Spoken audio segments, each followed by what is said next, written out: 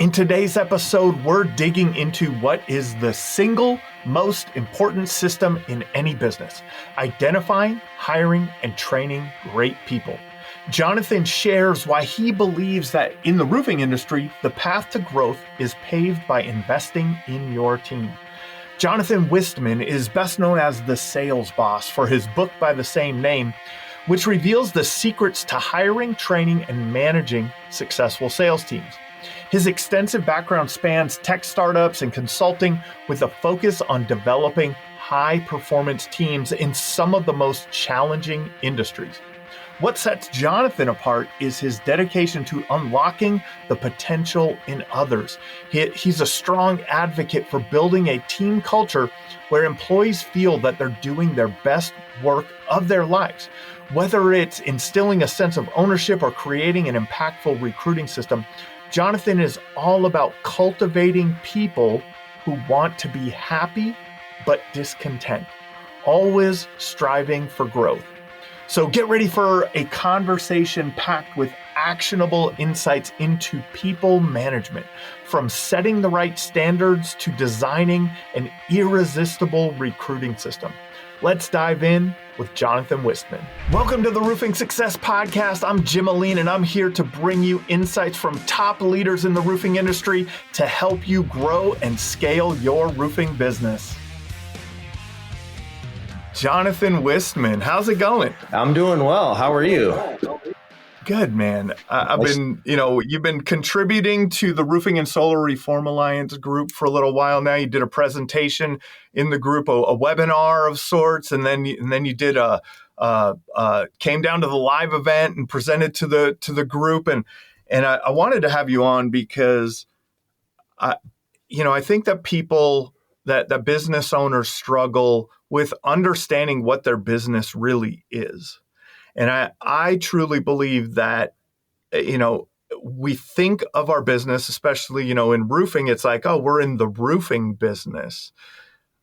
But man, as you grow and as you develop and as you grow from that, small contractor where you're doing everything to the, maybe an 8-figure contractor and you're, running big sales teams and doing all this stuff, I don't think people focus on people.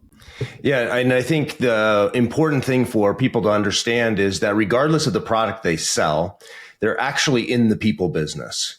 And if you can get the people part of any business right, you can scale any business. And so to the extent that leaders focus on their ability both to identify quality people, but then once you have them, how do you inspire them and keep them and grow them? And I've always had the philosophy that people will stick with your company as long as they believe they can do the best work of their lives working for you. And the minute that that's not true, they're going to be looking elsewhere. And so, if you're a roofing company, you really need to sort of take off the roofing hat and say, what's in it for my people long term? Have I thought about their future? Because they're certainly day to day thinking about their future. Yeah. And the best companies are not the ones that market the best. It's not the ones that sell the best. It's not the ones that build the best roofs. It's the ones that have the best people that stay with them long term, right? Like that's really an immeasurable aspect of success in any business, but in a roofing business too, is finding the right people and keeping the right people, right? Yeah. My grandfather used to say business would be easy if it wasn't for the people. And I tend to agree with him. Like once you get the, people are messy, but once you figure out how to get people into your organization and get them moving in the right direction, then the rest of the things, marketing, sales, operations, installation, all of those sort of things start to take care of themselves because you have good people looking after them. Yeah. Let's talk about you for a second. Like just a brief background on you and who hire and what you do and where you came from and your book and things like that. And then we'll get into what I think is, what we talked about was, the single most important system in your roofing business.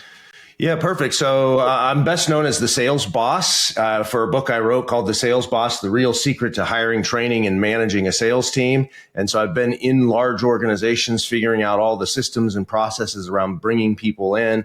related to hiring and getting them, going towards a particular goal. And I got into that role because I've always been self-employed. So I started my very first business way back and then got involved in technology. And then people started asking me, well, what do you think I should do for my business? And I was always humbled by that question because at the time I was like, well, these are really smart people and they built really big businesses. And but I'd get in and I'd look around and, over and over again, what I recognized was that the single biggest problem people had was around how do they think about their people? And I tended early on to focus on the core sales team because sales fixes a lot of problems. If you have sales, it gives you time to figure out the rest.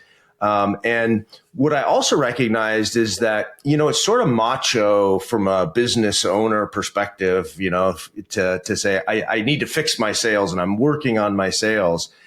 And it's not quite as sexy to be saying, well, I need to improve my ability to be a good people person and manage people and motivate people. And gosh, I got some of my own problems that I need to work on, and I'm not a very good leader. I don't know how to inspire people. So I always say, sell people, sell people what they want. They want a better sales team, and then give them what they need, which a lot of times that's the psychology around thinking about their people problem.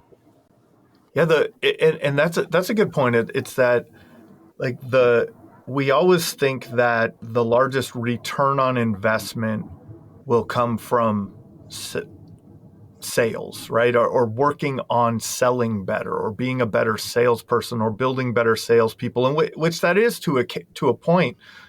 But really, there is an enormous return on investment on having A players on your team, on having good people in all roles, in the production side, in the office, on the job site, and in sales, right? Because if you don't do a good job building the roof, you could sell all you want, but your reputation may be damaged from that, right? And so having that, both sides of that, and I've come to this conclusion. I came to this conclusion over the past few years as we built Roofer Marketers and sold Roofer Marketers to Job Nimbus, and it all of a sudden there was a point in time where our business only became people. It was like, who do we need next in what role, right? Like that was the whole, like what we did on a day-to-day basis was who and what, right? Who do we need and what role do we need them in? And then how do we train them, get them up to speed, and then develop that company culture.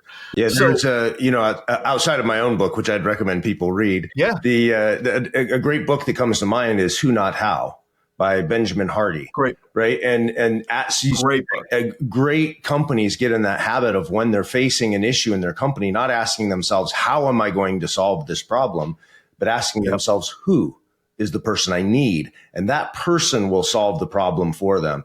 And that, again, comes back to just being really good at identifying and quality people and knowing what it is that you're looking for, and then having some sort of process to bring them in, get them up to speed.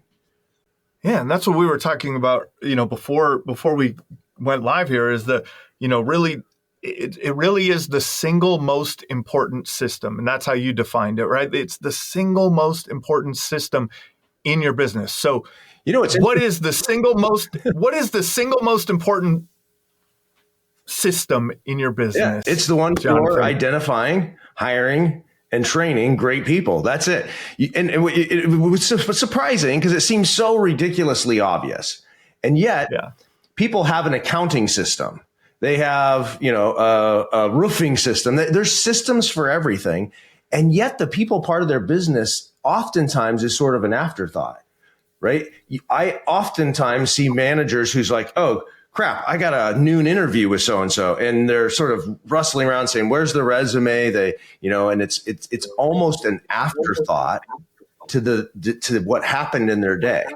And so I try to train companies when I'm working with them to be thinking about when they move somebody forward in the hiring process, that their staff believes that they're making a $500,000 decision. In fact, in my own company and the ones I train, I actually literally have them write a $500,000 check.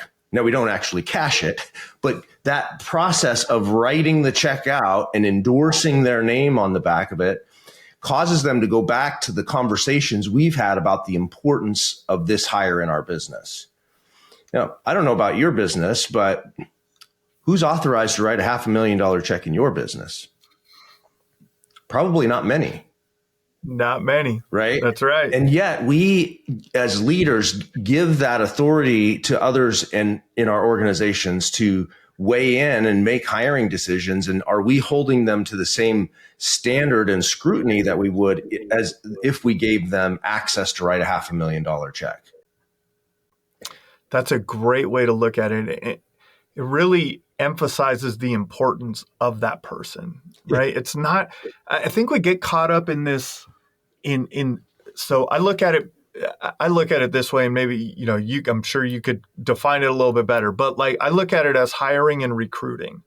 I think of those things as two different things. And I look at hiring as is what a lot of small businesses do when they have a need, right? And it's like, we need a body for this seat. Let's just get someone to help. Then the other side of it is recruiting. And recruiting, to me, the way I look at it, is intentional, right? You're actually looking for not just a warm body for that seat, right? You're looking for someone very specific, and you're willing to take some time, and you're willing to, I think, like put that emphasis, like you're talking about with the writing the $500,000 check, like you're putting that emphasis on that. You're really taking it seriously. Yeah. How should a roofing contractor or small business owner, think about that? How do they put a recruiting process in place and not just hire? Well, it comes down it comes down to really knowing what it is you're looking for. What's the role that you need to play? So in sales, Sandler was, if you've ever followed the Sandler sales system, David Sandler was famous for the saying that a sales team or a sales process is like a stage play put on by a psychologist, right? And I think of companies like a stage.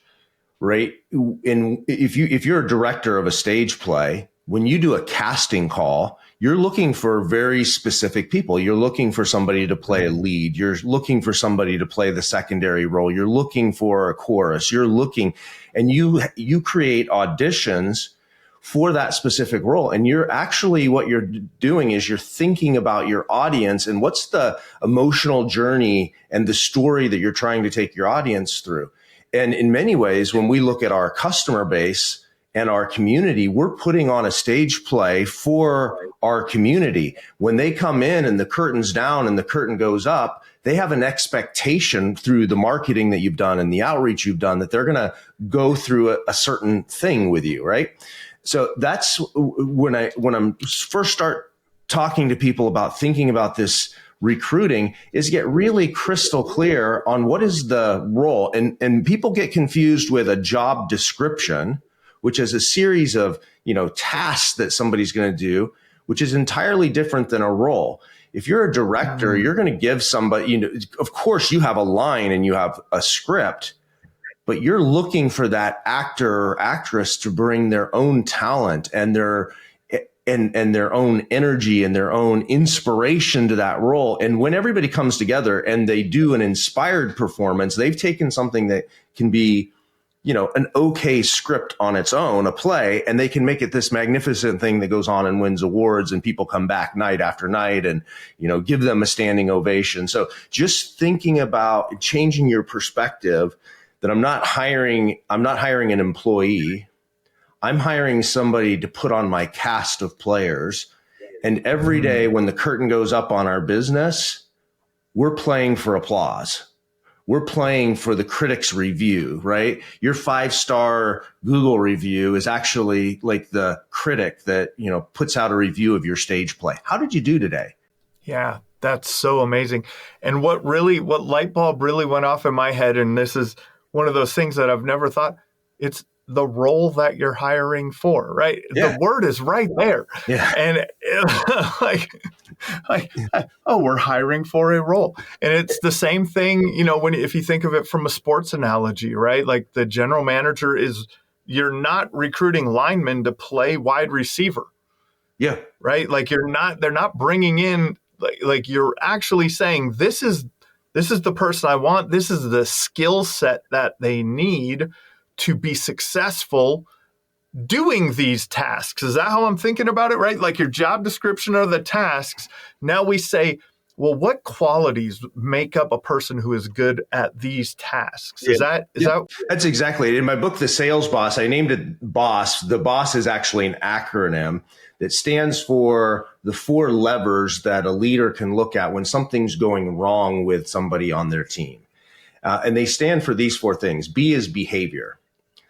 The thing they're doing, right? And so in every role in your organization, there is a behavior that's critical to that role. It might be the ability to knock and have a door-to-door conversation with somebody on their front porch. Yeah. It might be like insert whatever the behavior is that's important and critical to that role.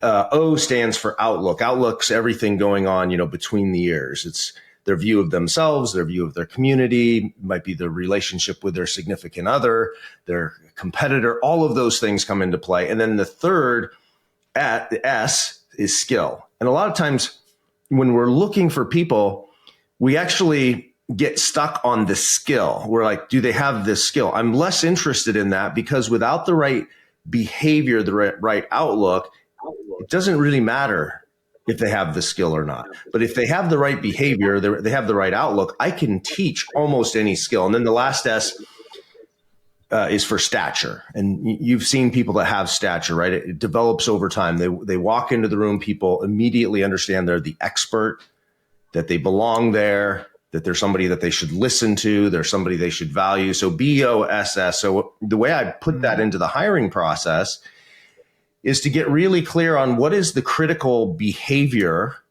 that's necessary for this role. So if the role requires them to be up and talking to a group all the time, have they ever done that? Not necessarily in my industry, but have they done that thing, right? If it requires them to, be doing whatever that behavior is. Hopefully that makes sense. Yeah, that makes a lot of sense. And if you go back to a stage play, yeah, that's really what the director's doing. Have they ever played a leading lady, right? Have they done that role? They don't really care the venue under which they've done that, but have they done it before? I was talking to someone recently about that. One of my coaching in the digital marketing agency group that I coach in, we were talking about hiring salespeople, and I think that you have to simplify it, you have 3 options, right? You have the person who has sales experience in your industry. So like a roofing salesperson who has been in roofing sales for a long time. You have a person who has sales experience, but maybe not in your industry specific. And then you have the person that has no sales experience, right? And we were having a conversation around, well, which person would you like? Do you want the person that, they have no sales experience, and what things would you want them to what qualities would you want them to have if they were that person? If they had been in sales, but they just had not been in roofing sales, what qualities would you want in that person? That's maybe they don't have the roofing skill, but they have the skill of sales, right? And so they might not have the stature was the last one. Yes.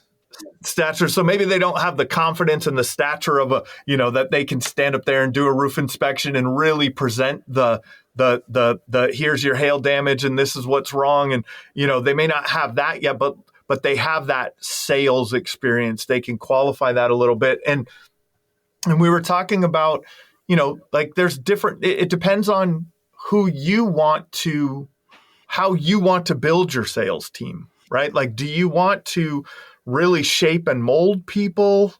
Or do you want to just teach them roofing? Or do you want to manage someone who has habits that maybe you don't like?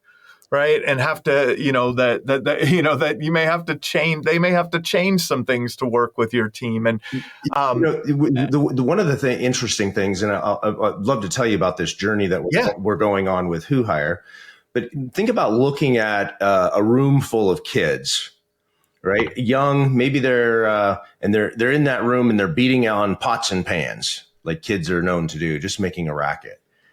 Yeah. What is it that if you gave all of them the exposure to the same sort of opportunity and musical training and that, what causes some of those kids to go on and play at Carnegie Hall and others to just like barely sing karaoke, or, maybe you even only want them singing in the shower, right? There is something intrinsic to the way we're wired that causes us, one, to have a love and a passion for certain things, and then a talent for them. Like there are people that love to sing. Nobody loves to hear them sing, right? And there's others that they love it and they're good at it and they go on for greatness. And so I've been fascinated by this study of human potential and what causes people to tick. And 4 years ago, I came across a gal, great story. She grew up in Taiwan, literally in a rice paddy, no running water, no electricity, first of her family to go to college. Amazing data scientist, IO psychologist, and a great thinker. And she had asked herself this question around what causes people to tick. And there's a lot of like pre-hire types of assessments out there. People are probably familiar with like DISC and Myers-Briggs and PI. Yep. That really look at introversion and extroversion and that sort of thing. And she came up to me, I was speaking at a sales conference, and she said, I think companies sort of get this wrong, because I don't think a company cares whether someone's introverted or extrovert. I think they care, will they be at the top 10%, and how long are they going to stay around? And so what she did is she went back into academic research coming out of universities, and she had identified about 450 what's known in the industry as psychographic traits, or so things like cognitive agility, practical intelligence, interpersonal listening, self-efficacy, self-awareness, locus of control, life stress, emotional regulation. There's all of these things that science says we can measure reliably in humans, and they don't change a lot over time. We're just sort of wired. It's like a kid who, exposed to the right thing, he does great at music, as opposed to the other kid exposed to the same thing who just sort of sings in the shower. And so we should think about our roles in our company like that. There are humans on this planet who they just sort of get off and get on with the thing it lights them up, right? Like if you put me in front of a spreadsheet all day, I can do the work, but I'm going to want to shoot myself. Like at the end of the day, this is not the way I want to spend my day. Other people love it. Like when it comes out and all the ledgers line up and it, zeroes out, like they actually get ecstatic about that sort of thing. And because of that, they become talented. So what she did is she went into companies like Mercedes-Benz, and she got thousands of car salespeople. And she did a huge psychographic assessment, about 450 human traits. So got this really rich view of who are the kinds of people working in those jobs today. And so that's one big bucket of data. And on the other side, she got their actual performance. So how many cars did they sell? How long did they stay on the job? What was their average margin? How much did they discount? And she fed that into a machine learning pattern recognition engine. Almost identical to the type of algorithms that insurance companies use when you sign up for insurance to say how long is this person going to live? What disease are they likely to get? Right? Because they're trying to hedge their risk. That's right. And so what came out of that was what we call a performance blueprint. So now companies like Mercedes use that for somebody to take a 10-minute questionnaire coming in. And she puts out a prediction. This person's likely to sell 50 cars a month or 40 cars a month. They're going to stay around long term. This person's going to churn out early. And she was getting to within 15%. Like, that's pretty amazing for how messy people are. And when you sit down in an interview, almost all of those things I listed would be impossible, even for a great interviewer to get. And so we've done that across the trades industry. So think like HVAC, plumbing, electrical, solar, roofing, where we've gotten hundreds of people in those roles, like door-to-door roofing salesperson. And we assessed them. We said, what causes some people to do really great in this role and churn out? And what causes people to be naturally talented at it and run well? So we've put that into technology that customers can use to just give them that edge. Now, what we're not saying is, and this is an important point, just like those kids, we're not saying this kid today can play at Carnegie Hall. What we're saying is, if you give this person the right training, the right development, they're the sort of person who that training and development is not going to be wasted on. Does that make sense? That's an amazing point. And that gives you that, hey, that person with less experience, it gives you the confidence to say, I'm making a better decision. Yeah. One of my favorite quotes is from Gary Vaynerchuk. It's hiring is guessing, firing is knowing. Yeah, that's right. Great. And so we really want to make the best guess possible. And I know DISC and predictive index and Colby and all these, so many of these give us some sort of information. But this is taking it a step further, really. Yeah, we're just trying to do that on a much broader scale, right? Like, science has come a long way in 30 years, and the core science that things like DISC are based on are 30-year-old science. It's great science, but it's just we have so much more available. It's roofers used to use a hammer, and now they use a pneumatic hammer. The hammer worked. And this year in New Jersey, there's robots on the roof. So it's, like it will evolve, right? But what are some of those things? So let's talk through some of that. Like, let's talk through some of those performance predictors. Is that a good way to put it, to frame it? Yeah, performance predictors. Yeah. Right. It's really just great pattern recognition. So some of the things that show up inside of sales reps in the home service industry doing well, and roofers particularly, is that are sort of interesting, is in addition to having like a type A personality, they also possess a high degree of cheerfulness. Right. And when you think about, like, in an interview, you might not necessarily be measuring for cheerfulness. A second area that is super important in home service sales is self-esteem. Like, what is their inner view of themselves, and a high degree of not only feedback seeking, but self-competence, meaning they are self-directed. They don't need a high degree of somebody giving them direction. Those are great things. Yeah. So, here's one that I found surprising. Gentleness ranks about 12% of the weighting of a high performing sales rep in roofing. You don't typically think of roofing salespeople as gentle. at least I don't. And yet that came through over and over again.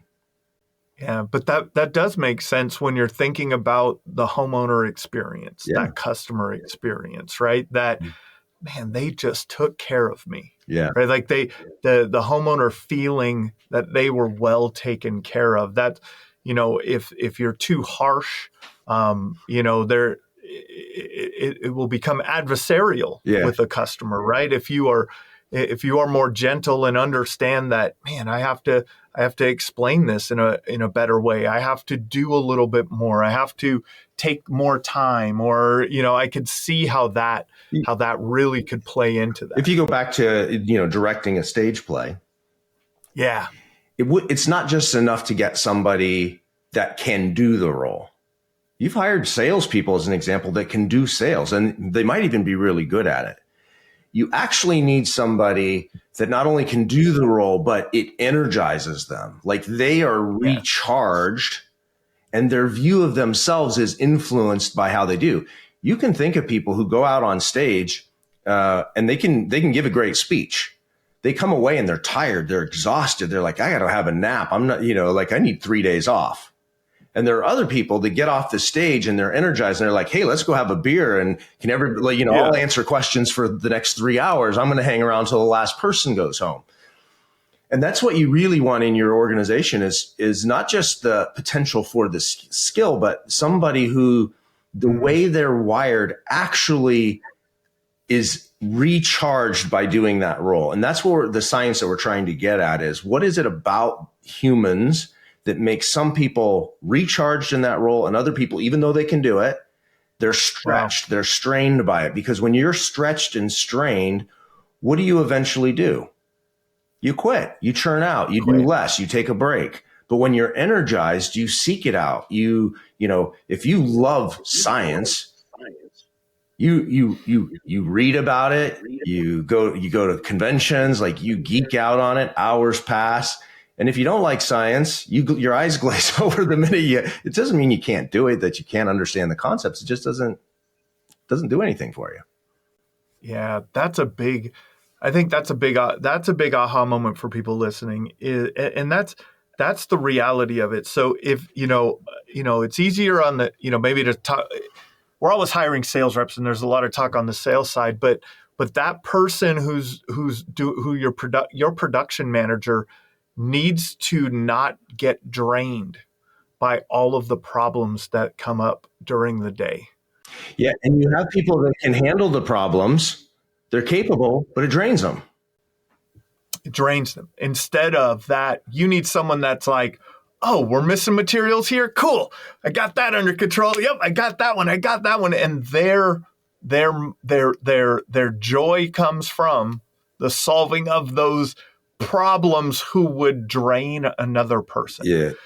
I think of that on like accounts receivable, right? Yeah. Collections, right? Like that phone gets real heavy if you want, but there's other people who get they get a kick out of collecting money, right? Like it's energizing to them, right? I think about my son loves to go to Waffle House. I don't know why, but the Waffle House has the open kitchen, right? And you can sit at the bar there and they cook on and there's a lot of restaurants like that.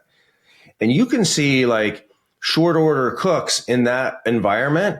Like there's a lot coming at them and they're having a good time. They're turning around and joking with the customers and like, there's a little song and dance going there. And you can tell they really enjoy working that kitchen and having the audience right there.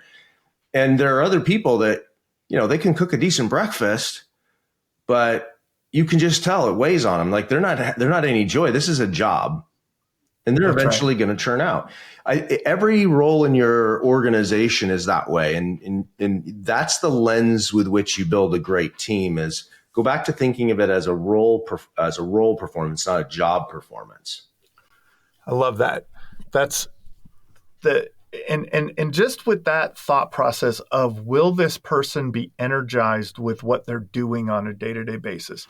Even if someone doesn't have access to the data like you have or working with you guys on stuff, they can at least have ask some sort of questions that may lead to that, right? Yeah. Like that may get to at least part of the way there, right? They may not get all of the way there, but they'll get, but I think it's what you focus on improves, right? So if you focus on hiring or recruiting through this lens of who can we find that is energized by this role, if just going into it with that mindset, I could see that making an enormous impact. And if you say on the people that you bring in, and if you say what's the non-job equivalent to this behavior?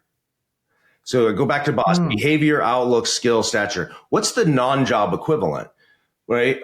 So it might be coaching Little League, it might be whatever it is.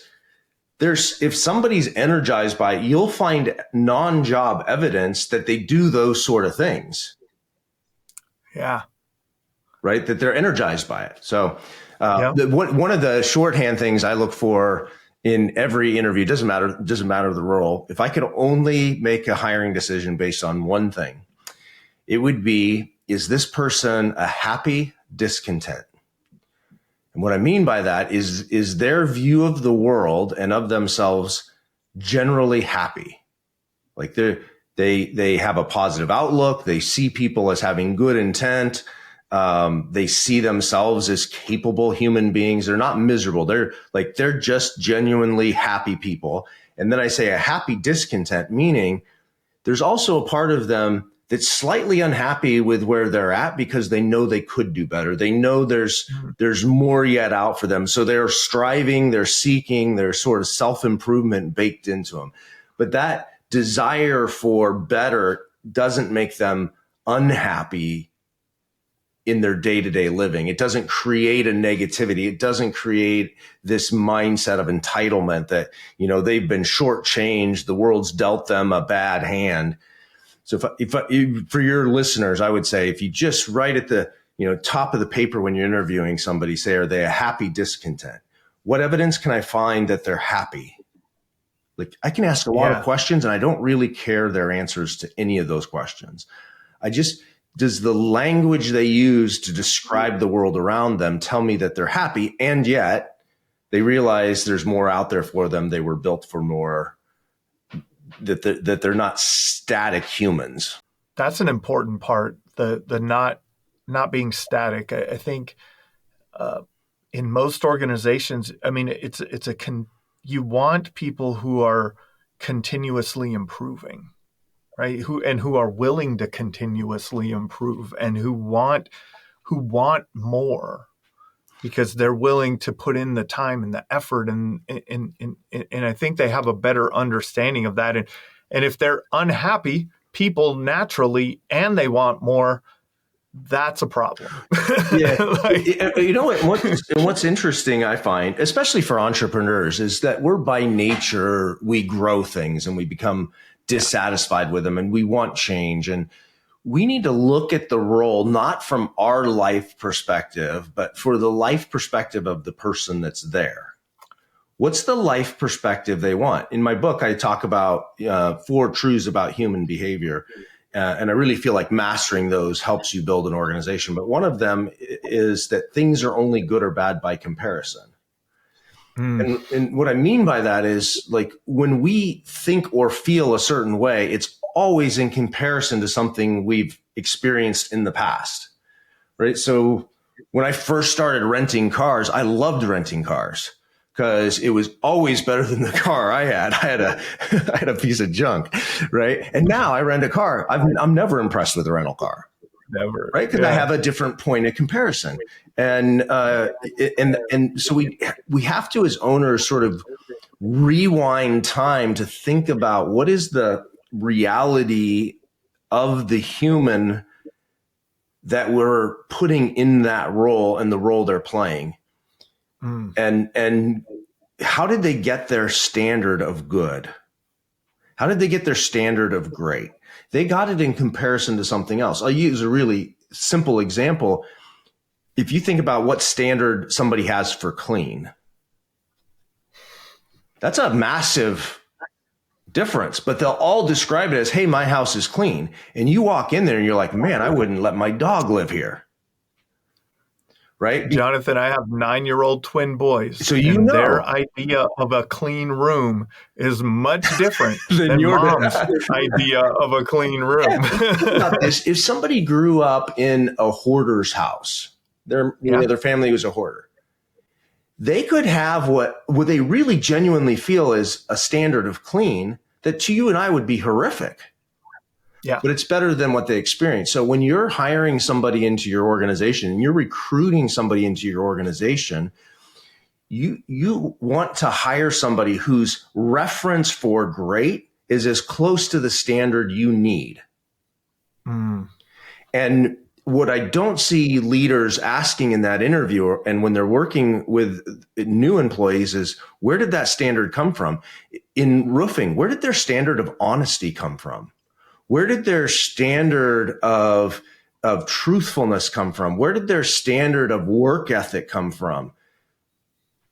in many cases, people may have come from broken families. They might have come from, and that's their standard. And I'm not saying that's a negative thing. I came from a broken family, but you have to acknowledge, where did their standard of great come from? And there's a lot of scientific research around, people have a set point. You think about a thermostat, right? You set it to 75, and when it hits 75, it stops. And you can turn the temperature up and it'll get to 80. You can turn it down and you'll cool. But everybody has a set point. And people's set points tend to be somewhere within 10 to 15% of their peer group, of their standard. So meaning, when I'm making 15% more than the rest of my family, I think I'm making a great living. When I'm doing anything slightly above the standard, my set point goes off. It doesn't mean I don't consciously shut off, but there's a complete difference between, I've parked my car inside a parking garage and I can't get it out unless I have the $12 to pay the parking fee, versus I'd love to have an extra $12 to buy an ice cream cone. Like, if my car's locked up, I'm desperate. Right? And you just got to think about, what's the drive coming from? And where is their thermostat set? Going back to those kind of what I was talking about, the three types of sales reps that I'd kind of, that new person, a lot of times you have to make sure that they are willing, that their temperature will be set high enough to reach a sales goal that helps to achieve the company sales goal. Yeah, if that makes sense, right? Like, if you have a $5 million goal for your company, and you hired 5 reps, and you need each of them to hit $1 million, and to hit $1 million, they'll make 6 figures. Let's make the math easy, right? They'll make $100,000. If their thermostat is set at $45,000, once they get there, they're going to not feel inclined then to knock the next door a lot of times, right? And we're all like that. We're all like that. And that's the challenge. If you as an owner think there's something wrong with that salesperson, no, it's actually you. You just don't understand human nature. Your business owner is the same way. When they got to make payroll and they got to do everything else, they work much harder. But there's a point at which, and it's different for every business owner. There's some business owner, they're under 5 million, they're panicked. There's others that are under 10 million, they're panicked. Everybody has a comfort level with how many zeros they, and which side of the decimal point it's on in their bank account, at which point they panic. The humans we bring into our business are the same way. They have a standard. So the better that you get at saying, not what is my team's standard, but what is Joe or Bob or Craig or Cindy or how did they get that standard? And then great leaders, one, hire as close to that standard as possible. But secondly, they think about what are the ways they can raise that standard. I grew up in a super small home, double wide trailer really is what I would call it. But I don't know if it even qualified as a trailer. But I remember the first time I walked into a 4,000 square foot home. Like, I thought that was a mansion. And now like that feels really crowded, but I just had never been exposed to it. Like I just couldn't comprehend, but and then that, so as a leader, how do you start stretching what's possible for people and yet still have it real? If you have somebody that's been earning $40,000, $50,000 a year and you say, you can earn unlimited income, or you can earn, like, they don't think I can earn 150. They think I can earn 70. I was going to say, in your job ad, so I see roofing companies make this mistake all the time, is they say we can, competitive pay. One, competitive pay, you might as well, it's shorthand for we pay you as little as possible. So take that out of your job ad. But secondly, they say you can earn unlimited income, or you can earn up to, or you can earn, and it's really mushy language. So if you're going to put compensation in your ad, and you need to, you shouldn't say can earn. You should use the term you must earn. So I'm looking for somebody who has an urgent need to earn 125K. And in fact, if you don't earn 125K, we'll no longer keep you working with us. And then that has to be followed by the term because we know the value of our leads. We have a proven sales process and we know how to train you to get there. So for that person that's looking, they're going to go, oh, this company means it when they say I can earn 125K. It's real. And then I'm not going to hire somebody who I'm requiring to earn 125 that's only earned 30,000 a year. I'm just not going to do it.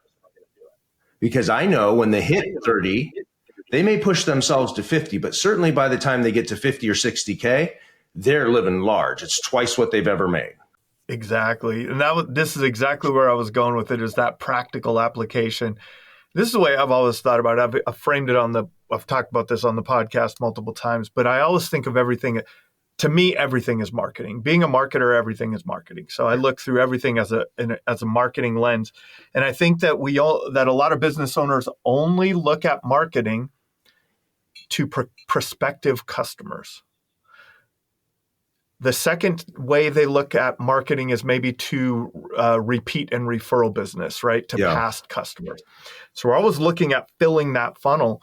But I think that there's two other places to market too that get overlooked. And that is marketing for future employees and marketing to current employees for employee retention, right? That Christmas party, that outing that you went on, at the barbecue that you had, the taking them to a trade show or taking them to the RSRA event. We'll plug that, right? Like that's all marketing to your employees.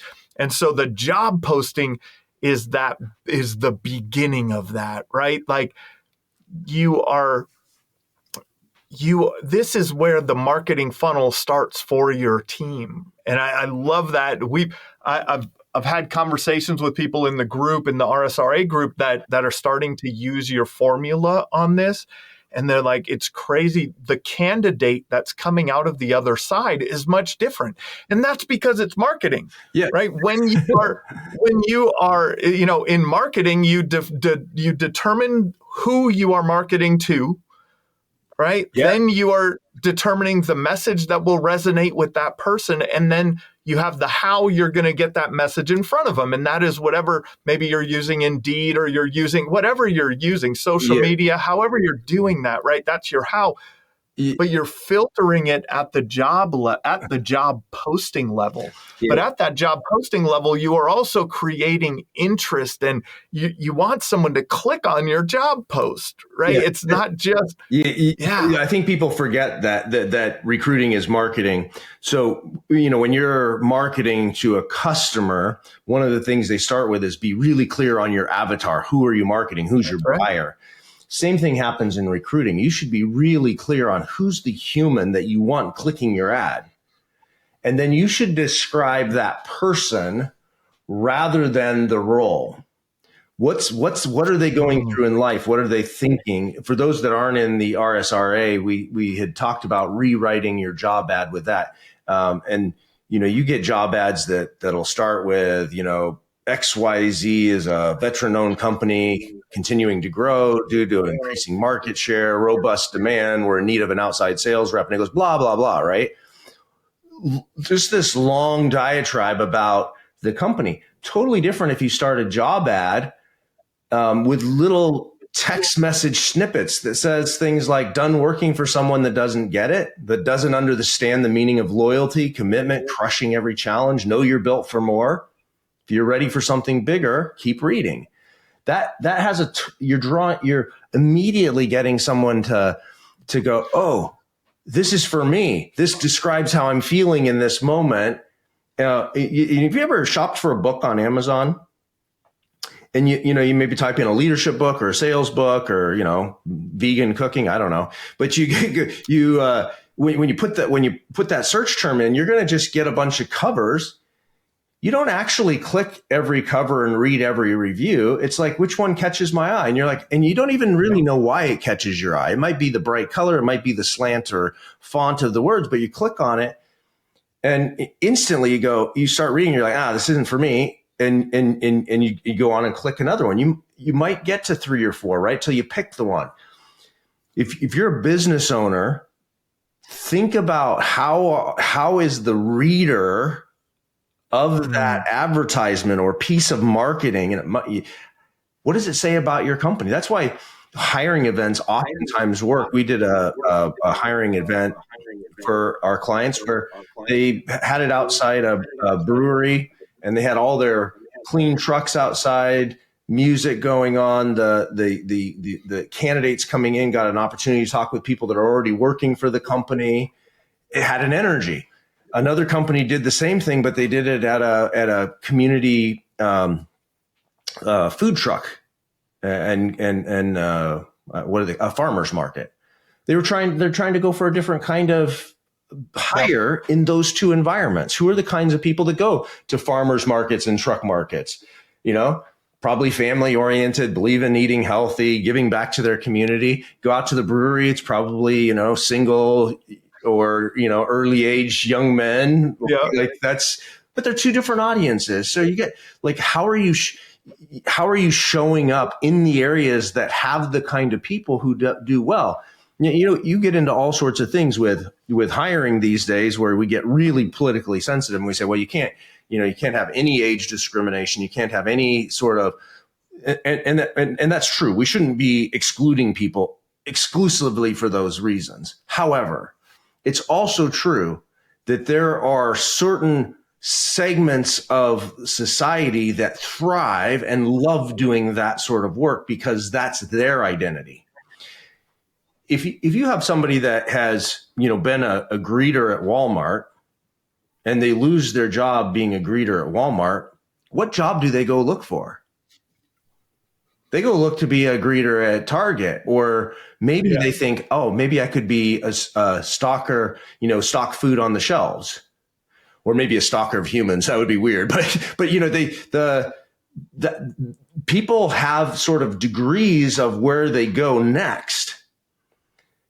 And what I mean by that and why I'm bringing that up is, are you shopping where people see your job within reach?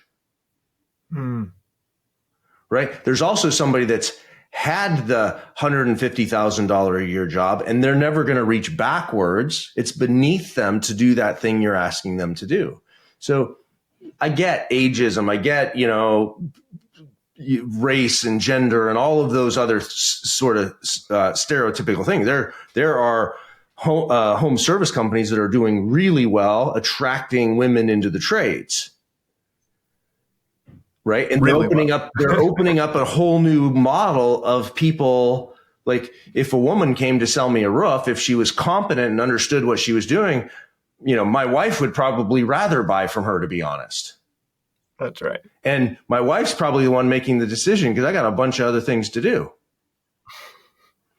So there's the two sides of that coin. One, don't close your mind off to the potential of the humans that can do the job. That goes back to behavior. If the behavior requires a certain kind of person in a role, doesn't matter, male, female, that sort of thing. But you better be really hyper clear on what's the avatar you're trying to market to. That's the main thing for people to take away is know who, right? Know who that person is, know who you're looking for specifically. And some of the great tips that you've already shared about the different, what do they find enjoyment from and things like that. We're really looking for that. Now let's talk a little bit about, there's a mindset. You talked a little bit about the job site, job postings and how to attract someone. What's more of the process after the job posting is up? In the for process, there's a couple areas that I see people get wrong. One is, in every stage of your process, your communication with the customer has to communicate that you have a strong vision and a standard for performance in your company, that you know how to help people be successful. And then secondly, you have to have speed and clarity on what the process is going to be.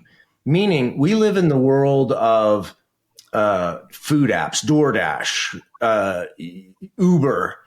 If you're hungry and you order, a chalupa burrito or whatever your thing is you want to watch TV with, and you order it from DoorDash, between the time you order and the time that burrito shows up, how many times do you look at that app?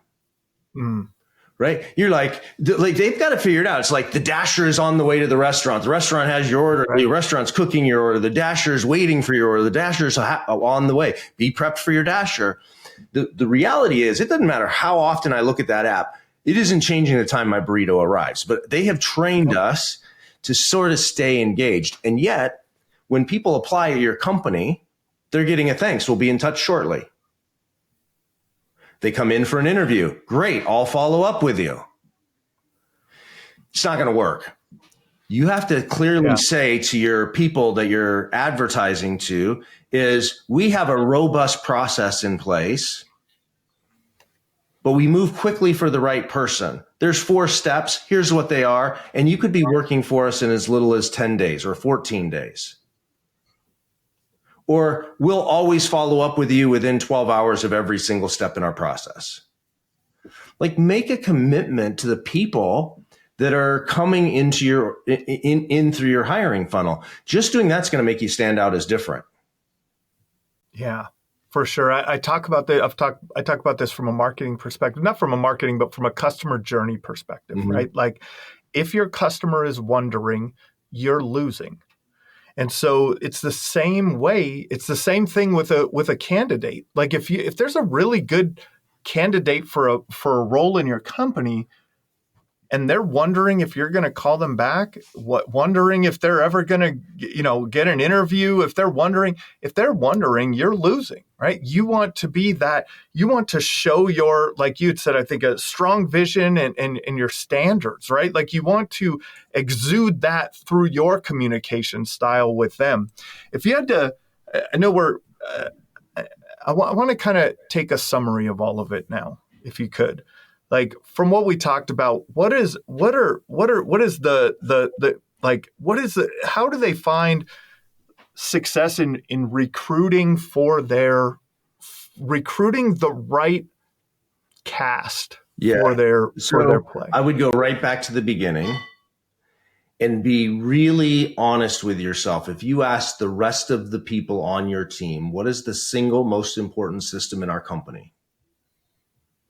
If the answer isn't the system for recruiting, hiring, and training humans, then you need to adjust the mindset of your company. You have to be a company that is completely focused not on your customer, but on the humans coming into your business. Everything is about them. You have to believe that your employees aren't lucky to have a job working for you, that you're lucky to have humans that will devote a portion of their lives helping you build your dream. That mindset has to be embedded completely within the organization. Just that one action. If you did nothing else, you didn't use tools like Who Hire, you didn't improve your interviewing, just that focus is going to improve. But then if you really believe that is the single most important system, I would follow that up with the question of, well, how do we know that? Like, what evidence can we find? Like, if somebody's most important value is being a healthy human, if you audited their life, you would find evidence. You'd open the cabinets, there wouldn't be a bunch of Snickers, right? There wouldn't be a bunch of sugar-loaded cereals. You'd probably see a set of tennis shoes and maybe a racket sitting there, or, some evidence that they have a gym membership. What evidence in your company could you find that you believe that the system for recruiting, training, and hiring is the most important system in your business? And I would just leave it at that summary. I would do an audit of your business. And there's this loop that you go through. How do people see your business? Like, walk up to the front door of your business, and what does the cleanliness of the window say about your business? When they walk into your lobby and the greeting they get from somebody sitting there, if that's the kind of business, like, what does it say about your business? You're in and out of it all the time, that it's just, it's sort of blending in the background. But I tell you, when I visit companies, I can immediately say, this person doesn't care about their business. This company's stressed out, running behind. wouldn't know their, hole from their head, their head from a hole in the ground. They get serious about the stage play. What show are you putting on for your employees?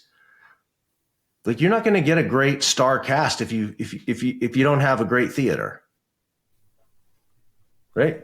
When people are casting for a show on Broadway, people show up. The best actors show up because they know what Broadway means, and they also know what off Broadway means, and they also know what community theater in Kansas City, Missouri means. Like, what are you? Are you the community theater in the middle of Kansas City, or are you Broadway? And just be really honest with your with the rest of your leadership team. Like, what kind of theater are we? What kind of play are we putting on? Awesome. Check out the book Sales Boss by Jonathan Wistman. Check out whohire.com. Jonathan, It's been a pleasure today. Thank you for your time. This has been another episode of the Roofing Success Podcast. Thank you for tuning into the Roofing Success Podcast. For more valuable content, visit roofingsuccesspodcast.com. While there, for exclusive offers, shop for merchandise, and sign up for our newsletter for industry updates and tips. Also, join the Roofing Success Facebook group to connect with other professionals and stay updated on the latest trends.